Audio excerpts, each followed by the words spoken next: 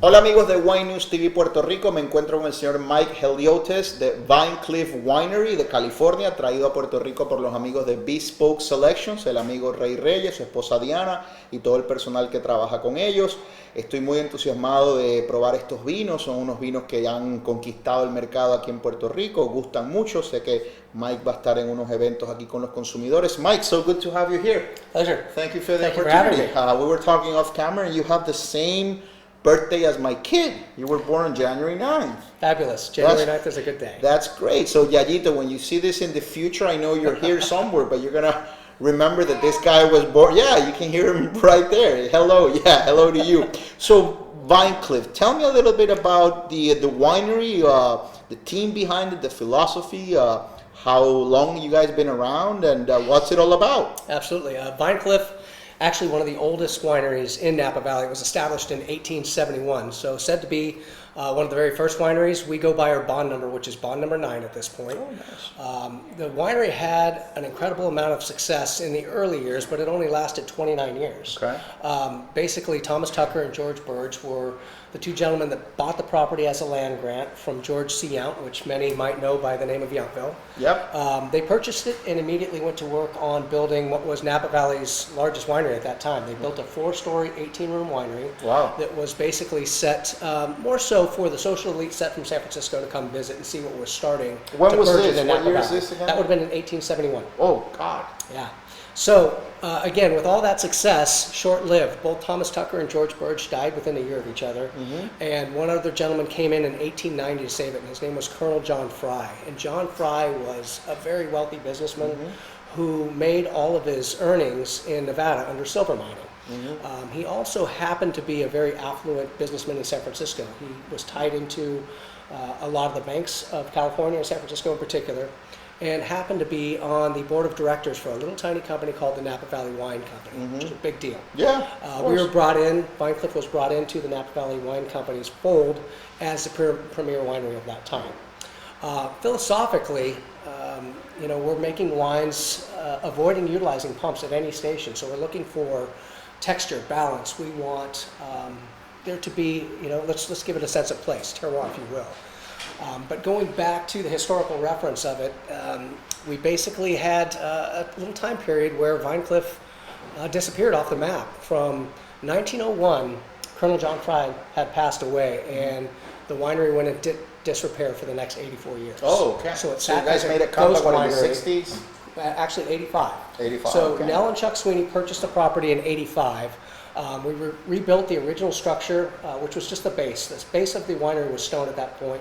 And then the top 3 levels that were on top were made of lumber, which we don't know what happened to them over that 84-year period, but assuming our general fires in Napa Valley took lots place. of history. So we got 2 wines for our consumers, our viewers right here. We got the 2013, the probably top seller, the Cabernet. Yes, and then we have a special wine, a special label. Let's go into the first one. The first one is the one on the right? Correct. So cheers, Mike. It's so good Cheers, to my meet friend. you. Thank you for. So tell me a little bit about this wine.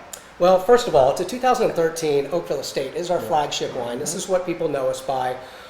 This is a special vintage. I mean, 13, you're well aware of that, is something that was one of the longest growing seasons we've ever had, and is considered by the pundits out there to be the best vintage in 37 years in Napa Valley. So for us, what we have that's unique is we have vertical space. We have 14 different individual vineyard blocks on our property that ascend over 800 feet in elevation. This is crazy. The nose is so exuberant, so elegant. It's fresh. You feel that currant.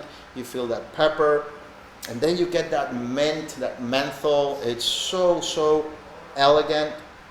I love it. And it's got that spice. Am I really off Yeah, key? no, I think you're right on. I think the one thing that we tend to get out of our wines because of its mountainside terroir, we get a lot of that black anise, along with some obviously got some of that mushroom character, some of that soil. We want a little bit of terroir in our wines. Yeah.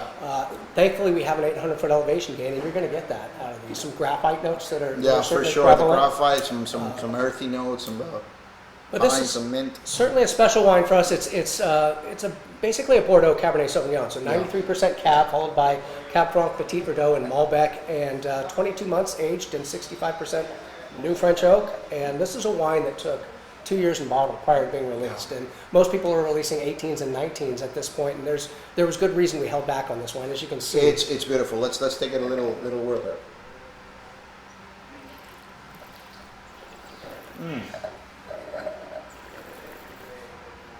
Rich, velvety, totally resolved. The tannins are integrated. The oak is integrated. It has this.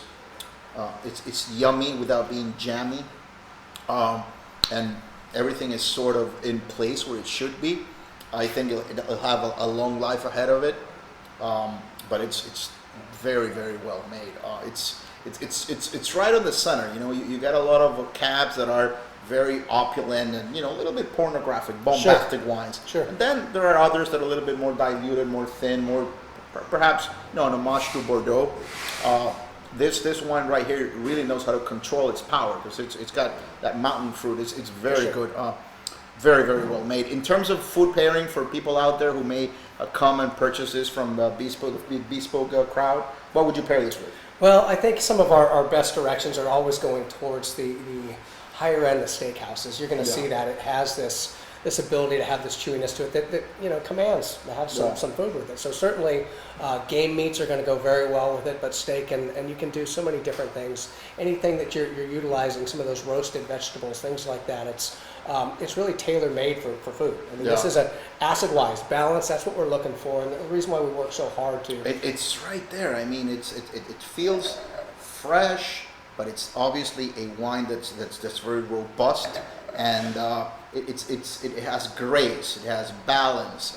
Beautiful wine. I'm really surprised with it. I had never had the 2013, and I guess it'll have a long life ahead of it. I think so. 20, I think 30, 40 years? Yeah, the idea for us is we're not utilizing pumps, so we can make sure that oxygen's never touching that wine for one, but also to be very gentle. When did you guys start making this wine? In the 80s, 90s?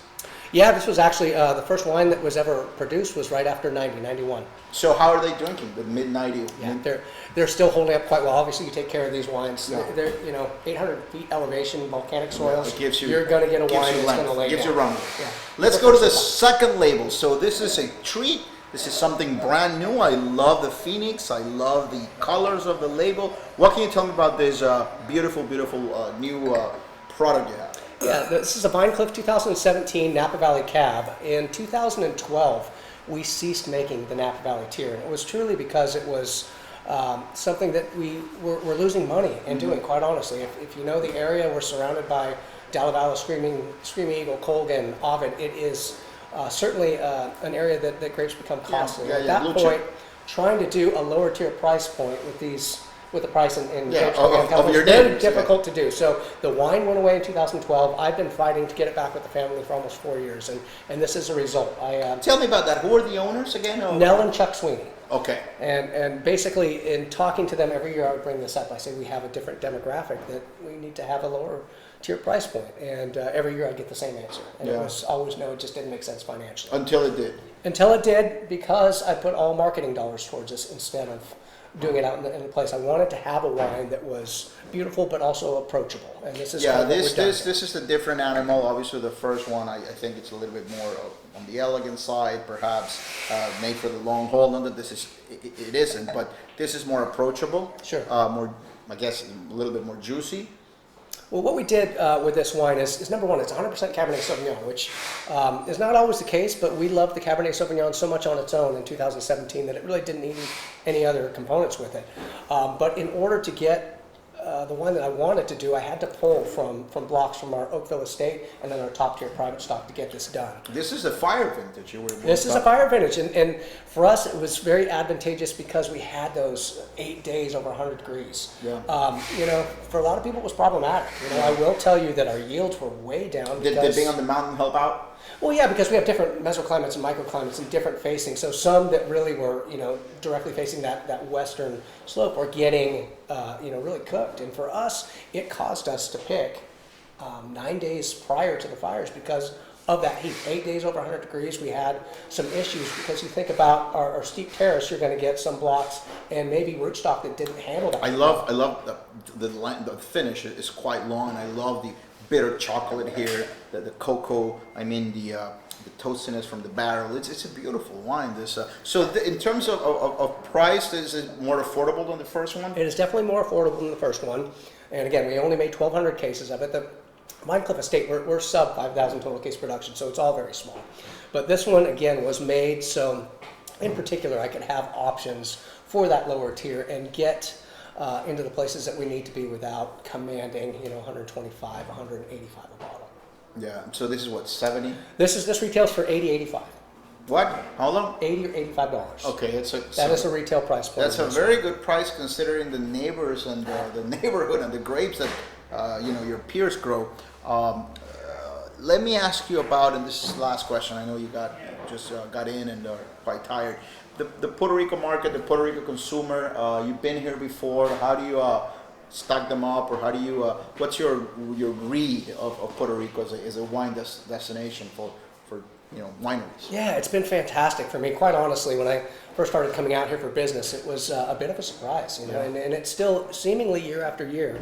There's a lot of growth. There's a lot of foodies here. There are a lot of people, and let's face it, when people come off that are coming on vacation, they're coming off the ships, they want to eat well as the same. So for us on the on-premise world and restaurateurs, there are enough places to satiate these kind of wines, and quite honestly, there's a lot of growth to happen. So for me, I love coming out here for many reasons. It's also a beautiful place. I mean, nobody complains when they tell you, hey, you got a business trip. Right. It's not like you're going to Topeka, right? You're going to San Juan, Puerto Rico. It's just nothing wrong with Topeka. Maybe we have some followers out there, but it's a sexy destination, sure, right? Absolutely. So, Mike, thank you so much for this. These are very, very good wines. Thank you to our friends from Bespoke. I wish you nothing but the best in the coming days. I know you're going to be doing some restaurant tours and some events. Amigos, han sido dos vinos extraordinarios. El Vine Cliff, el primero que probamos, un vino de mucha elegancia, de mucha estructura.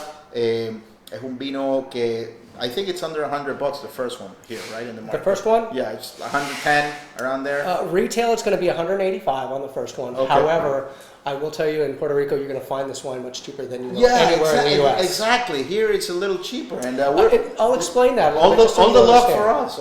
This was a wine that, after 2013, we took our first price increase in almost 14 years. At that time, I did not pass along that price increase to Bespoke Selections. So they've had the original price point while the rest of the country has. So we got lucky. I would say so. Oh my God. And I'm grateful for the business here, and there's good reason to keep it up. Thank you for that. I mean, this is a fantastic wine. It goes toe to toe with any of the blue chip, Napa blends. Amigos, dos vinos extraordinarios. El primero, el Vine Cliff del 2013, un vino para guarda, para muchos años, un vino de gran estructura, de gran corpulencia, mucha fruta y muy buena integración. El segundo vino, un vino ya de un rango de precio más accesible, muy jugoso, muy delicioso, tiene ese elemento fresco, ese elemento de acceso más temprano. Dos grandes vinos. Agradezco a los amigos de Bespoke Selections por esta oportunidad. Ellos están ahora mudándose, así que pronto le haremos una entrevista a Rey o a Diana aquí desde su almacén. Recuerden suscribirse a nuestro canal Wine News TV, lo buscan WNTVPR. Será hasta la próxima. Salud and cheers. Thank you, Mike. Thank you so much. Gracias. Very good wine. Thank you, sir.